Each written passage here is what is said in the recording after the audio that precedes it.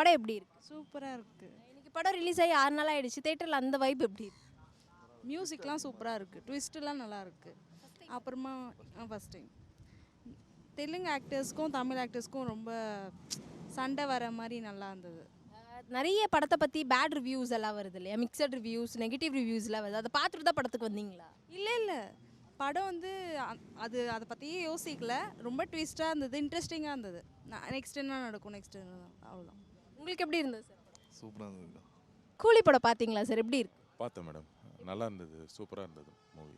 நிறைய நெகட்டிவ் ரிவ்யூஸ்லாம் வந்தது. அந்த மாதிரி தான் இருக்கா படம்? இல்லை நல்லா என்ஜாய் பண்ணி பார்க்கலாம். எல்லாருமே பார்க்கலாம், படம் நல்லா தான் இருக்குது. இன்னைக்கு டே 6 தியேட்டரில் அந்த வைப் எப்படி இருக்கு? சூப்பராக இருக்குது. ஃபர்ஸ்ட் டே இருக்க மாதிரி ஃபஸ்ட் டே இருக்கிற மாதிரி இருக்குது. என்ஜாய் பண்ணி பார்க்கலாம். அது ரொம்ப நெகட்டிவாக பாசிட்டிவாக அதெல்லாம் இல்லை. எல்லாருமே வந்து என்ஜாய் பண்ணி பார்க்கலாம், படம் நல்லா இருக்குது.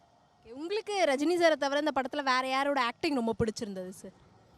கிளைமேக்ஸில் அமீர் கான் அவர் சூப்பராக அந்த கேமியோ ரோலாக இருந்தாலும் சூப்பராக பண்ணியிருந்தார்.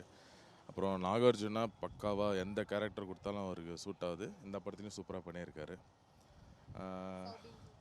எல்லாருமே நல்லா பண்ணியிருந்தாங்க. பார்ட் 2க்கான லீடு கடைசியாக ஒரு சின்னதாக கொடுத்துருப்பாங்க. இன்கேஸ் பார்ட் 2 வந்ததுன்னா நீங்கள் பார்ப்பீங்களா? எவ்வளோ ஈகர் சார் அந்த படத்தை? கண்டிப்பாக பார்ப்பேன். ஏன் சார்? ஏன்னா ஒரு ஹைப் கொடுத்துட்டாங்க, வந்தால் நல்லா தான் இருக்கும். கூலி படம் லோகேஷோட டச்சில் இருக்கா இல்லை தலைவரோட டச்சில் இருக்கா சார்? தலைவரோட டச்சில் இருக்குது.